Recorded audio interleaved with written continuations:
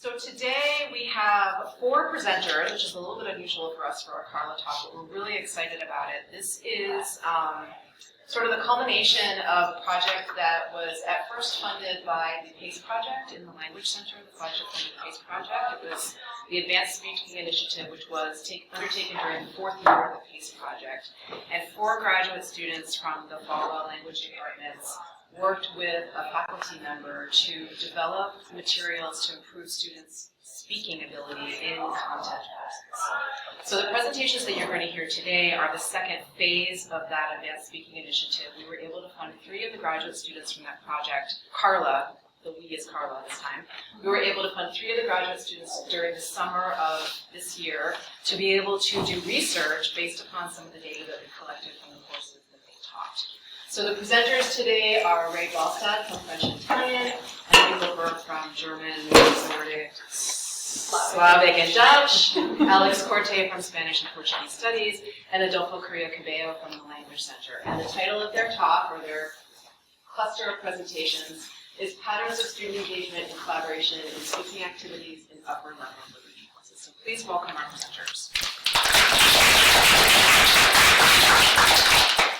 Thank you everyone for joining us. My work today is pretty basic. I'm just going to provide a quick overview of the project. Most of you are familiar already with what the Advanced Speaking Initiative was about, but just to refresh our minds on that, I will do a quick review, and then we'll have presentations of each of the projects, starting with French, then moving on to German, and then continuing on with the Spanish. And we have allocated plenty of time because we're interested in getting comments and feedback from you or your perspective on some of our findings. So we have plenty of time to do that part. If at some point we go pretty too fast, just let us know, especially me. So just a quick overview. As most of you know, 2014, the language flagship Proficiency Initiative funded 3 universities, and they were charged with conducting massive proficiency assessments at the 3 institutions. In total, there were 23,000 individual tests administered to a population of 9,451 students. And this was done because they wanted to explore the connection between what was happening in the classroom versus what the students were achieving in terms of proficiency levels, and also to establish benchmarks for different language programs based on actual ratings. So this is just an overall view of what those results look like. This table includes pretty much everyone who got tested under the initiative. So it includes from the 3 institutions and from the 3 levels, from the 3 exams that were primarily included. So we have ratings for reading, listening, and speaking in here, again from the 3 institutions. And you can see the proficiency levels achieved at different program levels, so the 1st year, 2nd year, 3rd year, and 4th year. Interesting to note in here that some of the trends that you can observe is that there are students who achieve the benchmark of advanced low, but this only happens in reading across the board. And you can see big jumps from 1 year to the next in all proficiency levels, but these kind of staggers, especially for listening. Again, this is for the 3 institutions. One of the possible explanations of why this happens, like why are students not progressing as fast at the very end of the curriculum, is because, as you can see in the actual proficiency pyramid, it kind of extends as you go up the level, right? So there are more linguistic forms that you need to cover as you advance through the levels. That might be a possible explanation for that. Here at the University of Minnesota, the figures look pretty much the same, especially pertaining to speaking. You can see how that kind of staggers between the 3rd and 4th year level. Now, across the board for speaking, this is a table that shows just speaking ratings for all institutions, for all languages, and it's kind of a breakdown. So you can see different trends in here.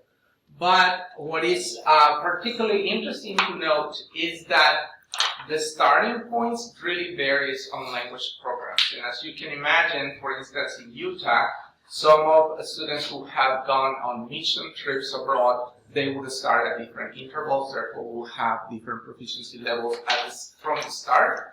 Or once study abroad programs return, they will have also a different kind of figure and not so staggering between the 3rd and 4th year programs. So that was basically what the departing point for the Advanced Speaking Initiative.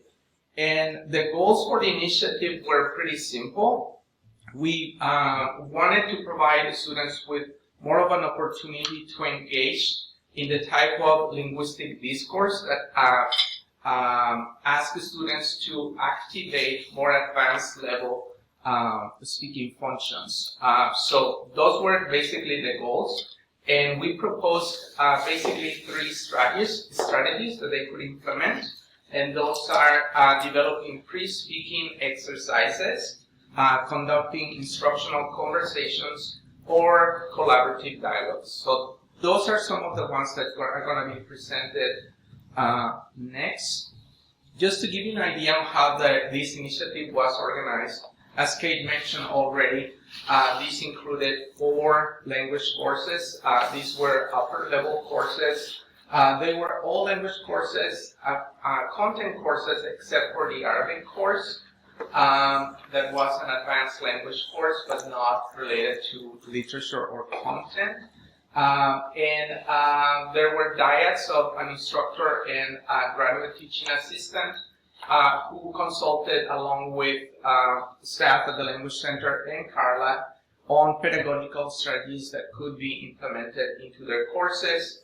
And the idea being is having some documentations in terms of what worked and what didn't work and why we knew that these strategies work. So that's what we are presenting today. I'm going to pass it on to the first presenter, who is Ray, who will tell you about the French project.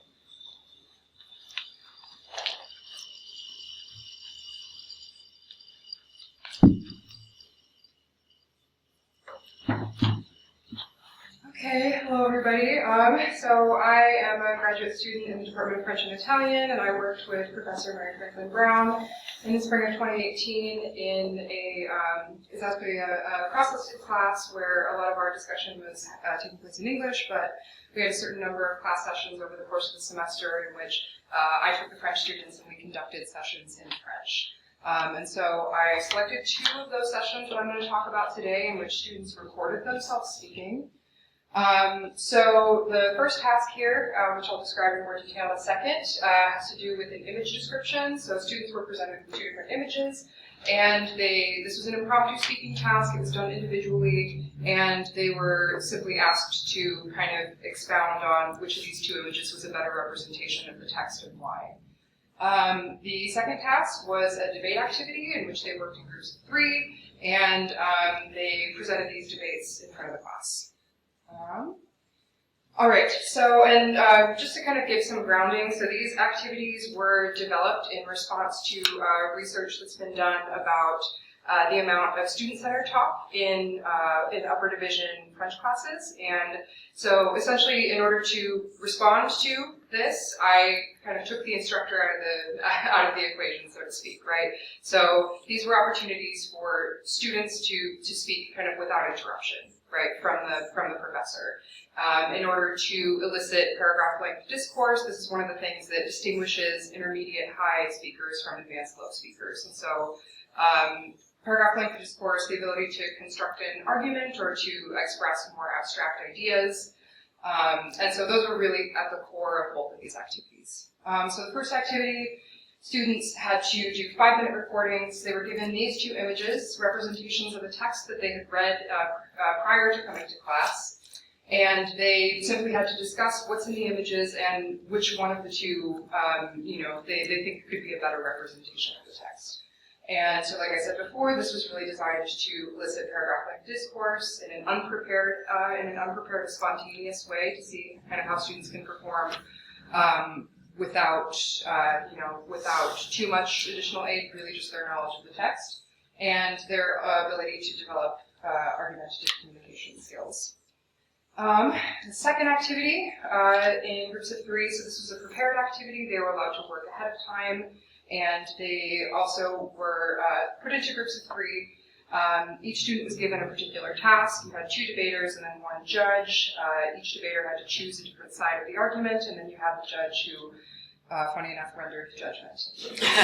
Right. Again, so similar desired outcomes here, eliciting paragraph-length discourse in a prepared group activity and developing communication skills. And so one of the things that I was interested in looking at here was how the forms of these activities might elicit different types of speech from students. Because of the nature of the activity, students were able to maintain paragraph-length discourse, but kind of in looking at these recordings, I was interested in what types of speech students were producing. And so in doing that, I was looking not only at the task type, but the ability of which resources were available to them, whether that be the text, images, knowledge of, gained from previous courses, anything like that. And also to look at kind of the differences between these 2 tasks I was interested in, to see how something like an individual spontaneous activity might differ from a group prepared activity. Let's see. So just to give you kind of a brief overview of my results here, I didn't do a lot of quantitative analysis here, but because in the first activity we had a primary recording where they were allowed to kind of look at the images, they had to record themselves, and then we broke for a class discussion about how to construct an argument, what vocabulary we might use, and that was all kind of that was generated by the students and then using their collective knowledge. And then at the end of the class, we actually did a second recording. And so this is looking at the first recording to the second recording. One of the things we found is that the vast majority of students actually experienced a decrease in the amount of time that they were able to talk. And not insignificant necessarily, so by about 24 seconds, right? Less time that they were talking.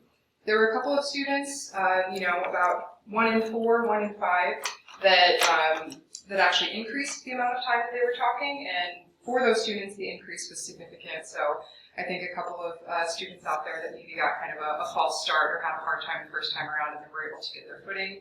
In the first activity, or for the students who decreased in duration, it seemed like maybe they were able to more quickly or more directly articulate their points, right? And so they felt like they didn't need to talk as long.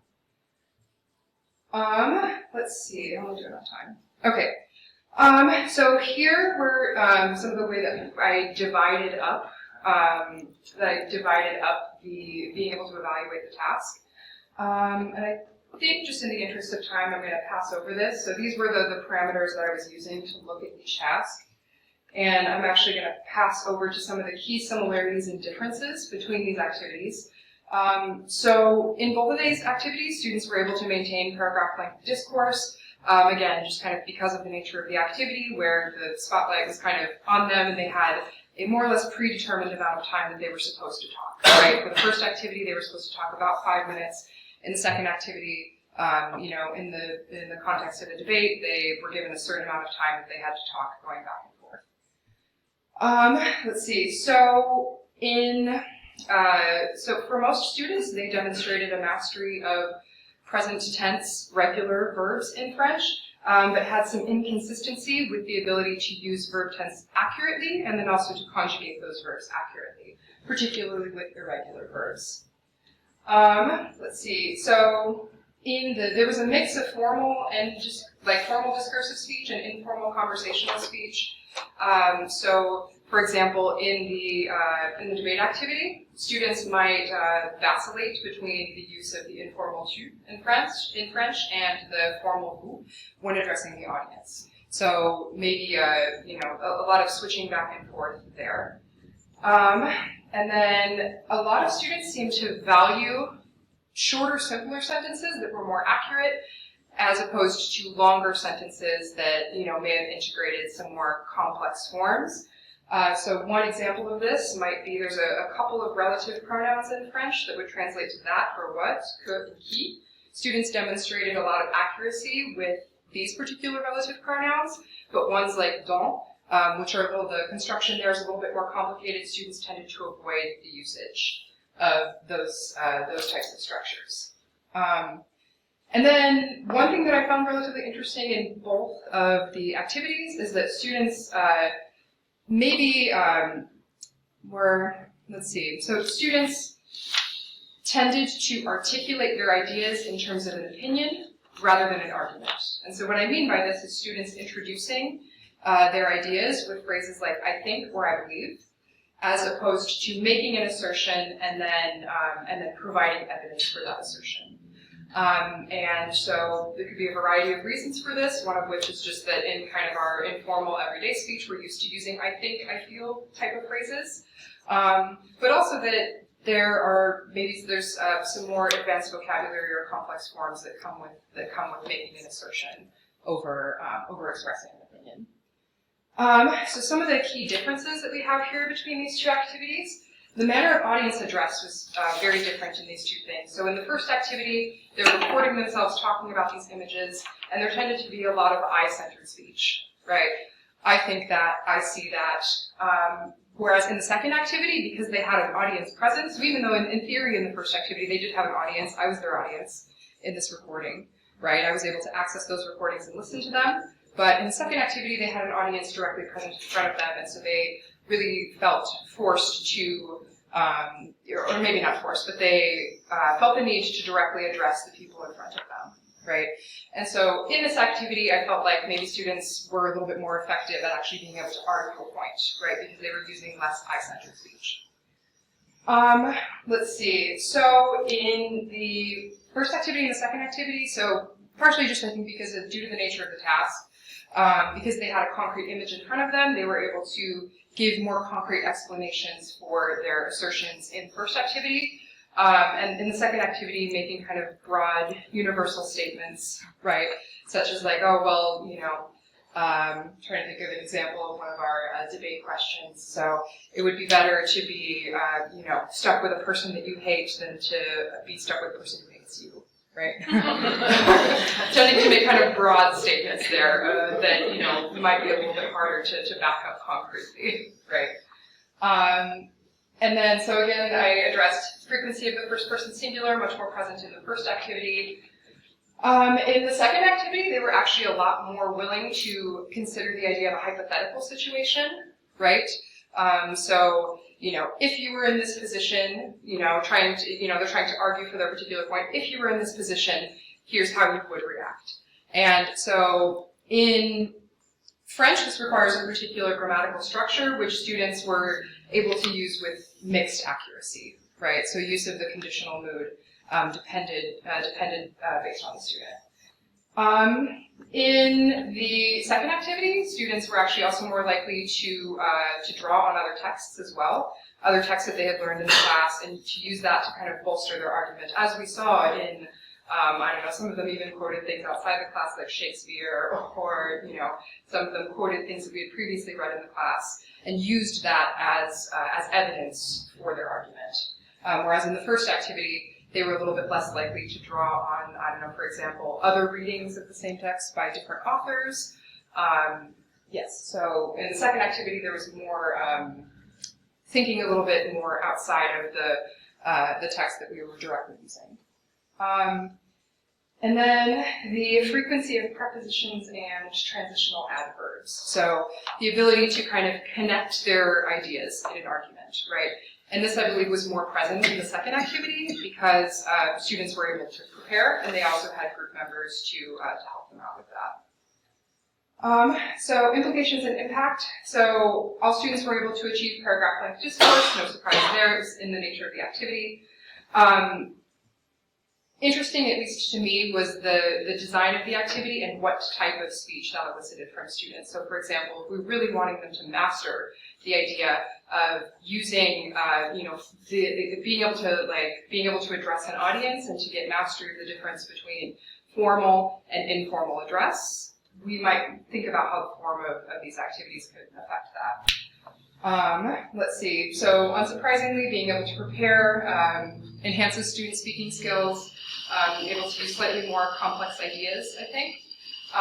And so, in the future, one of the things that I would, kind of like to take away from this is being able to develop activities that really target argumentative speech forms like transitional adverbs, and the ability to construct slightly more complex phrases using other relative pronouns, for example, and then also bolstering students' descriptive vocabulary, because that was one thing that we saw kind of lacking. There was a repetition of adjectives and adverbs in the first activity. So yeah, I believe that is all I have for you today. So I'm going to go ahead and introduce, I believe, Emily, you're up next. Yeah. Hi. So I worked on this course called Literature Around 1900 with Dr. Berta Gozinger, who is unfortunately here today. And we focused on a single task, really. Well, we didn't focus on a single task, but I focused on a single task in my research this summer. And this was collaborative dialogues. So collaborative dialogues are 15-minute conversations that students were having outside of class time. So like Ray said, we really wanted to kind of remove the instructor from the situation. We wanted to give students a better chance and more time to be able to talk to each other in extended discourse using different time phrases or tenses and things like that to enhance their advanced speaking skills. And they did this outside of class, and then they recorded it and uploaded it via Google Drive to share it with the two of us, and we were able to listen to these weekly and sort of prepare our conversations in class this way. It helped the students be better prepared for what we did in class, plus they were just able to practice their ideas beforehand. They were better prepared linguistically to talk about their ideas once we got to class as well. While I was reviewing this information, I started noticing some patterns in the way that the students were talking to each other and different behaviors that they were exhibiting. And this sort of falls into these two categories. Naomi Stork, she sort of wrote about these and made these categories of equality and mutuality. So equality is not just the number of turns that a student takes in a conversation or the amount of time that they spend speaking to each other, but it's also the degree of control. So if Adolfo and I are having a conversation, am I always asking him the questions? Or does he get the chance to say, oh, well, let's talk about this kind of thing and direct the conversation in a different manner? Mutuality, then, is also the level of engagement. So am I engaging with Adolfo when we have a conversation? Am I responding to his ideas and not just telling him my own? That kind of back and forth, which is more meaningful for the students as well. So it's more about the reciprocity of discussion and also the providing of feedback of, I think that's a terrible idea, Adolfo, and here's why. But also, maybe I don't know a word, and I can say, well, this is what I'm thinking about. What is that word? And he can help me with that as well. So it's linguistic and content. Okay? So Naomi Stork also charted this out wonderfully for us. We've got these 4 different sort of modes and behaviors that students exhibit, and she categorizes conversations, and she looked at English as a second language situations when she was researching this. And so we have these 4 different categories. The first category being collaborative, of course, the one we want everybody to have, right? So a collaborative conversation is high in mutuality and high in equality. What this means is that partners are sharing in task direction. They are responding to each other. They are able to compromise. They are able to have differing opinions, but find common ground and sort of see the other's perspective a little bit. They are learning from each other. There's more of a give and take, and these are way more fun to listen to. Our next quadrant here is dominant, which you can imagine is not the most fun to listen to. These are the butting heads, right? I have an idea, Adolfo has an idea, and we're not going to find common ground at all. I'm going to tell him my idea. I may or may not give him time to tell me his, or tell him, yes. So these are not quite as fun. There's little interest and little evidence of finding common ground or even looking for it. And there's just little evidence that they even really care about what the other person's saying, which is too bad. Our third quadrant, we have dominant passive. This one's pretty obvious as well. We have one person who's really controlling the conversation, and then we've got a passive student who's not really participating much at all. That one person is steamrolling the other, maybe giving them a chance to talk, but maybe not as well. And then our expert novice. This is the one where you actually typically see a proficiency difference, and most obviously, because we have one person who's really good, either knowing the content or knowing the language, and we have one person who's not quite as good at it. And we have that expert who might be controlling conversation a little bit more than the other person, but they're also teasing that information out of their partner. They're helping them complete thoughts and ideas and helping to bring them along in the conversation. So there is that back and forth. There's a mutual interest in finding common ground and having shared experience there. So it is still directed more by one person, but there is back and forth in a nice way. So what I did was I took our 4 groups here, and we were very fortunate to only have 8 students. So it wasn't a massive amount of data, even though they did complete these dialogues 9 times over the course of the semester. So for the first 9 weeks, each week they had a 15-minute conversation complete. And what I did was I plotted our students on these graphs. And of course, in each conversation, one person might speak for a really long time because he finds Freud really interesting, and maybe the other person not so much. But then the next conversation is going to bounce back the other way because they find Hauptmann very interesting, and the other person not so much. So there is wiggle room in these, and nobody falls exactly in the same spot every time. But we do see some patterns over the course of their interactions. So Annika and Georg were my favorite ones to listen to, which is, I shouldn't have favorites, I know, but you do, right? You have favorite parts of your data that you look at, it's true. So Georg tended to drive the conversation a little bit more than Annika, but he asked her for help more often, and she provided linguistic and content help to him. They were really fun to listen to. They didn't agree hardly ever. But through that disagreement, they were able to find common ground. And actually one time she said, I think that idea is stupid, and here's why. And he came around to it, so this was again about Freud. And they had very different views about whether Freud is relevant today, which I'm sure if we polled us, we would all have very different views of that as well. But she said, I think your idea is stupid, here's why. And he said, okay, I guess. I kind of see where you're coming from. I still disagree, and here's why. And so they explained to each other, and it was this great conversation. They really got more out of it that way. And they did all of their conversations in person, and this is significant, okay? Caroline and Thomas, again, did all of their conversations in person. They didn't disagree hardly ever. They were yes men. So they said to each other, oh, that's a great idea, and then added to it. Oh, I like what you're saying, and added something else. There was a lot of yes, yes, yes going on. A lot of real excitement between them.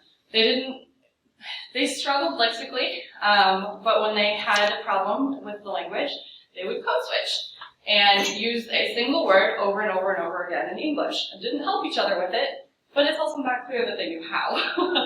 So sometimes it was unclear as far as that's concerned, but they would join each other. So one person used a word in English, the other person would then use it in English the rest of the conversation as well. Like I said, they were very equal in sharing the task orientation, but what was most interesting to me about these two is they actually paused the recording between each question prompt, and they practiced their ideas, and then they hit record again and started. And sometimes you could tell because it was a little stilted, like rehearsed lines, but then sometimes they'd jump in too early and be, oh, that's right. Because they knew what they were going to say and how they were going to respond to each other, but they would sort of step on each other's toes, and then you get that extraneous conversation going as well. It's fascinating. And then Emma and Eric. These two were very clearly highest and lowest proficiency in the class. It was a complete accident that it turned out this way, just based on where they were sitting the first day of class. She asked him 5 times as many questions. She definitely took control of where the task was headed, and sometimes forgot to answer the question herself. So it was almost more like an interview at times. But he asked her 10 times the linguistic questions. So he would have a problem completing a sentence or coming up with a word, and she would help him. Most interestingly about this group, there was a third person there, and I have no idea who this person was. It was evident in 3 of the conversations. When she had a question, she would ask him what the word for this is, and he would answer her, but that's all he did. He was a native speaker of German. I have a suspicion that it was her boyfriend. Not really sure though. They completed their discussions or their dialogues online and in person, depending on schedule. Okay. So what we see here is we have high mutuality and high equality when they meet in person all the time. And again, I only have 4 examples. So it's hard to draw real hard conclusions from this data, but it seems interesting, like there might be something there. Emma and Eric, they met with each other online and in person, so it's hard to say that that direct interaction without having a computer helped much, but it seems like it might have. Our last group is Clara and Theo. As you can see, very different conversation to listen to. They were a lot of times dominant. Theo directed every bit of that conversation. He was very goal-oriented. Let's get this test done. Boom, boom, boom, boom, boom, through the questions. And then, how much time do we have left? Oh, 7 minutes left. Okay. And then she would sort of direct things back to, oh, we can flush this part out a little bit better. We can talk a little bit more about this. Sometimes he would give her a chance to talk, sometimes not. She would insert herself very well into the conversation when she needed to. But what was really interesting about them is that they, whenever she disagreed with him or suggested something, his response was always, maybe. That was it. They only met online. There was no in-person interaction. And I only really noticed this when I was preparing for the presentation. Sometimes you have to step away from your data and come back to it and see that there is actually a constellation of something happening here. Again, only 4 examples, so I don't know how significant that is, but I think there might be more to it. The other part, future research-wise, just quantification of more of this data. The more data we can collect on this kind of thing, and the more we look at length of speech, turn taking, that kind of thing, we can start to build a better picture of how these interactions actually help our students. Or maybe they don't. It seems like that did. They were talking to each other, and it was much better flowing and more interesting conversations as the semester progressed. It was just really fascinating to look at the different types of interactions here. But now I'm going to hand it over to something completely different.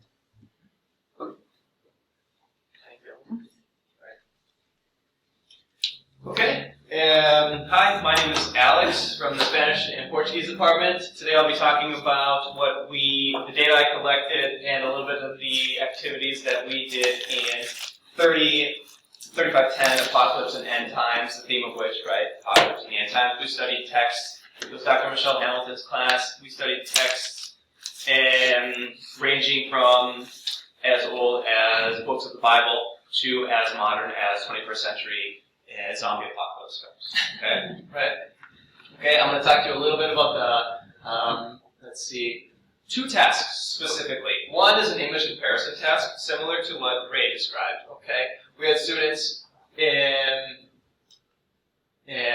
analyze outside of class and then upload a video and asking them to interpret 2 images comparatively. Okay, in terms of tone, theme, symbols, but also we asked them to consider the stories that the images might tell, okay?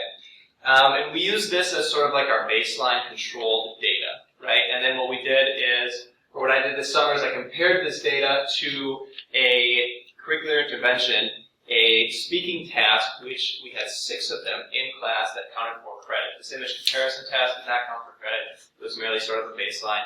And then we compared this data to a presentational video. We had 6 of them, okay?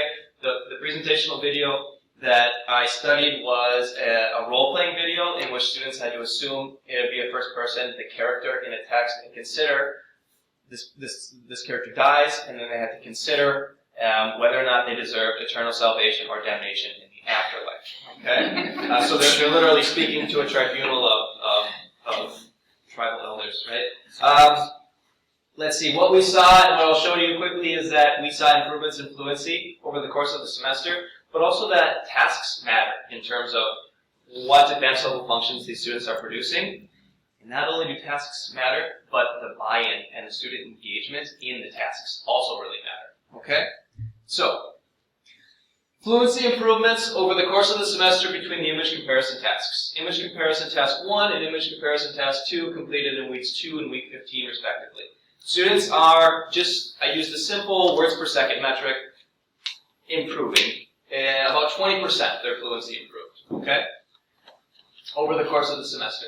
And to what extent this is due to just being in class over the course of those 14 weeks, practicing, gaining more knowledge and experience with the language, and to what extent this is due to our curricular interventions may be unclear at first until we consider how their fluency is fared in a week 6 activity, the Celestina judgment test, okay, which we did in week 6. This was the role-playing activity in which students had to adopt that first-person point of view, okay?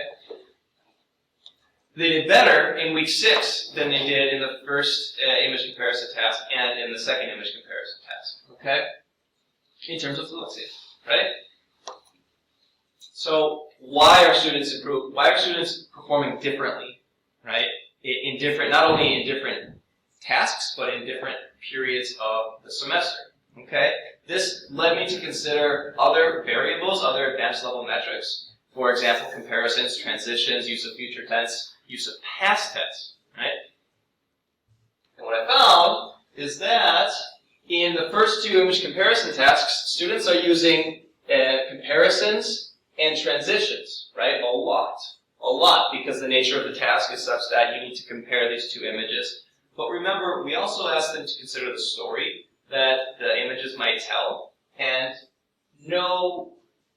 very few students, very few times used past tense constructions to tell a story that the images might suggest. Whereas, in the Celestina's judgment task in week 6, we saw that the use of past tense jumped up through the roof to average 26.5 uses per unit measure, right? Per activity, per student activity. This is very interesting.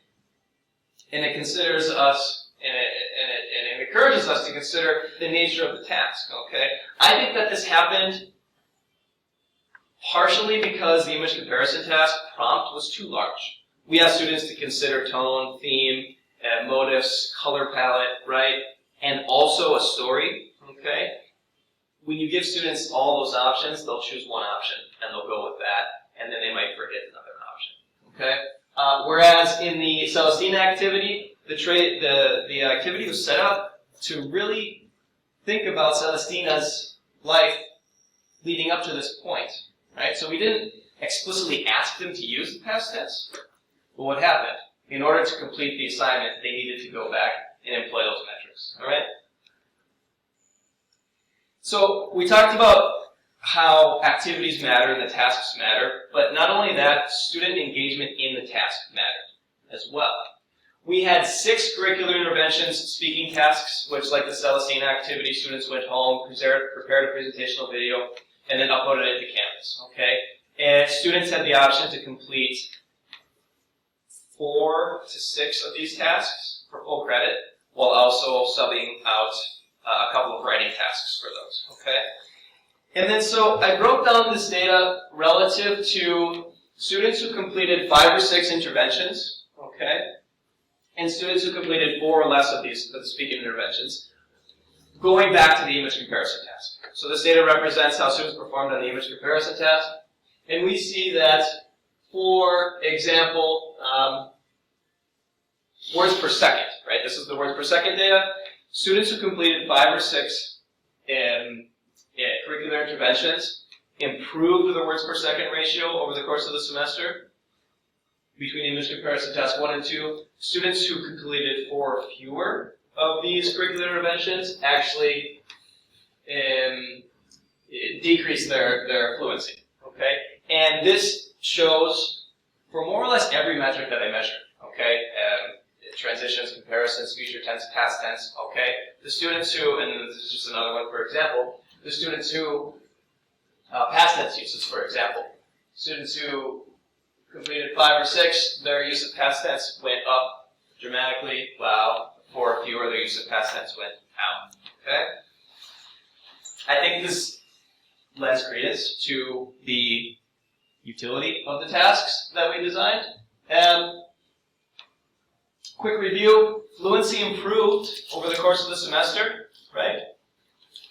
Certain tasks encourage certain advanced level functions, okay? Yeah, so we need to be conscious when we're developing these tasks. What exactly do we want the students to do, okay? Or what outcomes are we looking for? Lastly, the more students participated in the curricular interventions, the better they did, at least in the image comparison task in week 15, okay? Across the board in all measures used. And with that, we'd like to open the floor for questions or comments. Thank you.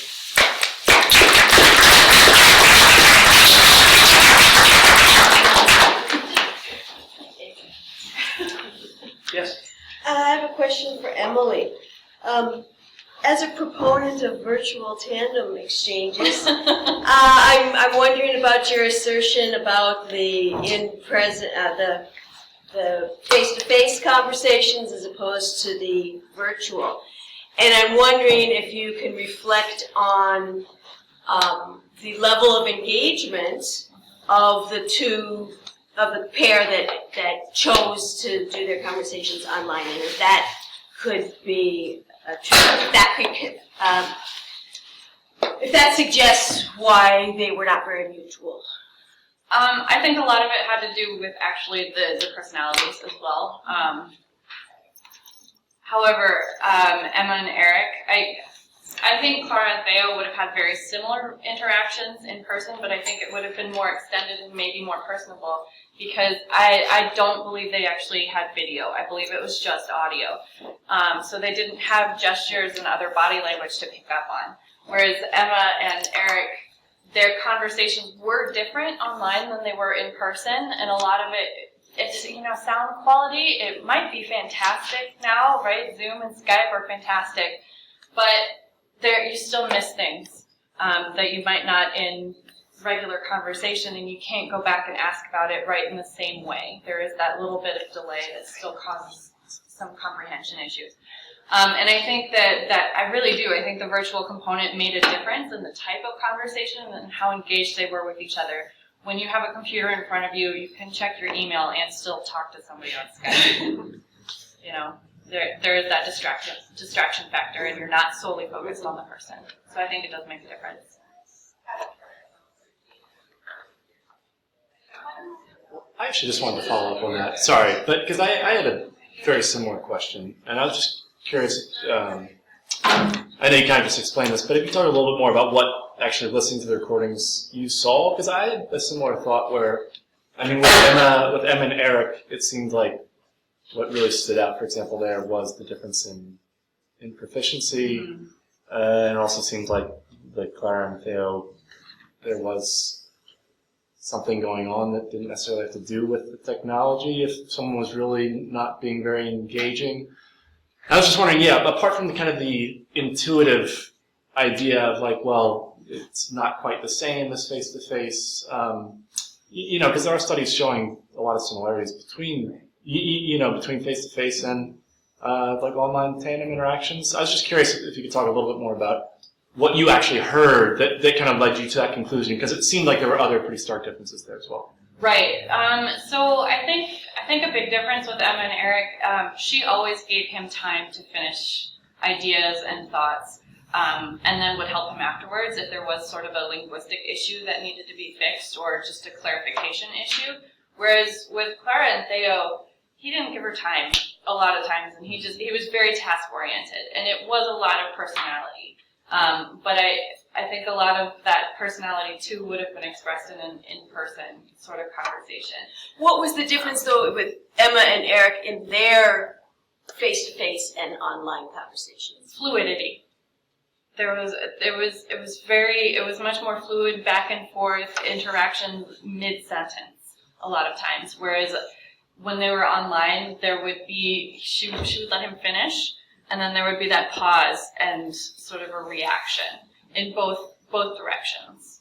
And you know, sometimes when you start to interrupt somebody online, you miss that bit of what they were saying. It's just, I don't know, maybe that's just my computer, but it does cut out a little bit, it feels like. And so there was a distinct, there were pauses that were more noticeable in those conversations.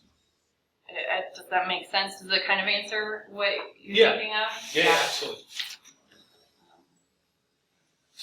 Also to Emily, do you think that maybe we should have changed the groups at some point? I think we asked them and they didn't want it, right? But, right. So this is our professor in this course. Yes, we, as you know, we did ask them if they wanted to switch mid-semester, and we specifically asked Emma and Eric, or well, we asked Emma specifically because we knew how much help she was providing her partner. And they both said they were fine. However, in a post-semester interview, she thought it might have been better to rotate partners on a weekly basis. I personally think what we did was the best choice because they build a relationship with their partner in a different way than if we had split them up in the middle of the semester, because then we would have gotten that getting to know you week again in the middle where it's just awkward to talk to someone one-on-one in front of a phone or whatever recording device. I do think we made the right decision. I think it would be interesting to do something different too, though. Hey, Jenny. I'm sorry, guys. These are all German people. I have a question for Ray, actually. Mm-hmm. And it's about the debates. Did everybody have the same topic, or did you give different groups different topics? How did you do those? Every group had a different topic, and each of those topics were basically, there's been a list developed of every, looking at all the different troubadour debates and a list compiled of the different questions that can be asked, and they're all structured in such a way that there's a one side or another side. So it's only two possible options. Okay, did the students get those in advance? They were able to choose them, actually. So they were able to kind of determine what they thought would be the most interesting for them or the most arguable. Were they all going on simultaneously? So different groups in class doing this, or how did that? So we dedicated a whole class period where each group went up and they performed their debate for the class. Yeah. She used video. It's fantastic. They're very fun to watch.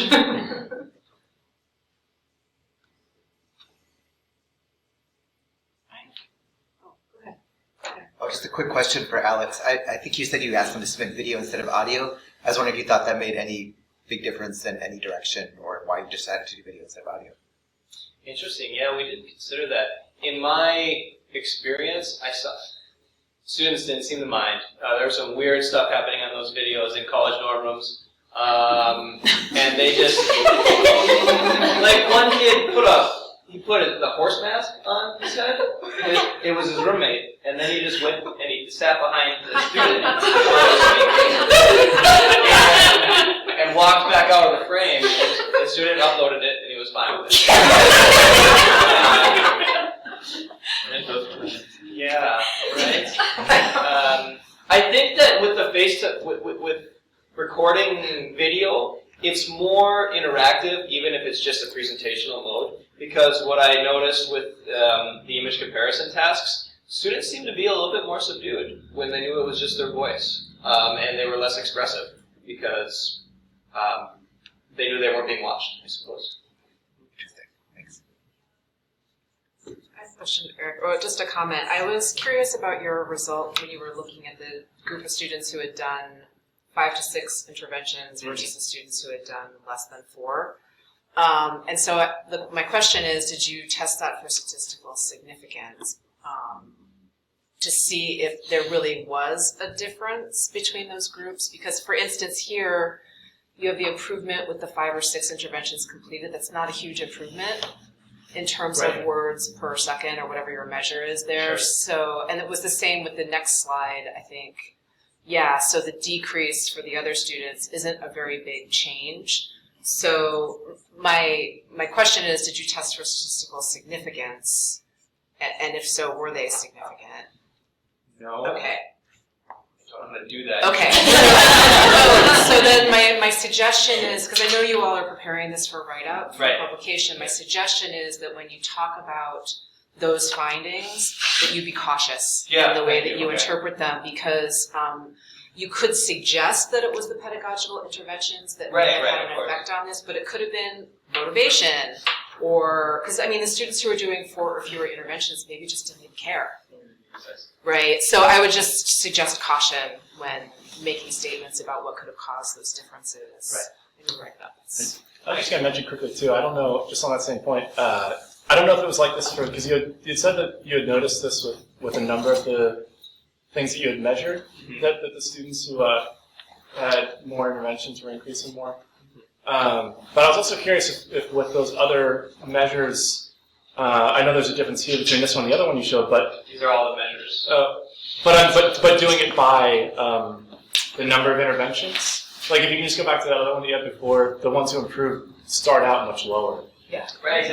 So they had a lot more room to grow, and like Kate was saying, there's not a huge decrease for the other group, but they're starting out, and they're also starting out much higher. So I was just curious if you had noticed that was at all the trend. I know it wasn't quite the same with fluency. I think the other one you had. Some seem to vary. Some are closer together. So if we look at words per second, they're essentially right there. Right. But no, that's also something I hadn't actively considered. Okay. Right? Yeah, it might be worth looking at. But you could just mention that when you write it up. I mean, it doesn't have to be like, you don't have to do fancy statistical tests to acknowledge that. Right. But it's a way of explaining the data.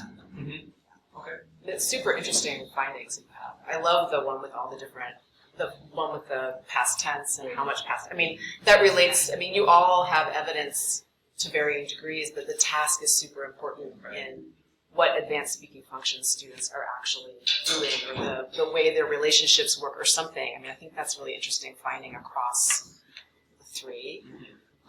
And they all suggest that providing linguistic support for students is really important even at this level, that it's not enough to give them opportunities to speak more, but also to help them develop the linguistic repertoire they need to be able to do those higher level tasks. You mean explicit instruction before the activity? So potentially somehow scaffolding in like past tense or transition words, or Ray was talking about some of your findings were suggestive that you need to sort of help students be able to move linguistically, not just in terms of to give them kind of a unitary thing of like, here's what this task is focusing on. Exactly. Specifically. Yeah. To say, okay, we're gonna kind of like you were saying before, to analyze an image using all of these different metrics, and how students will just kind of pick one and go with it. Yeah. To say, you know what, even though we could use this task to do a lot of different things, here's what we're going to focus on specifically. And so you need to be cognizant of how often, when, accuracy of like when you're using this particular form. Or even what you were saying about descriptive vocabulary, right? Right.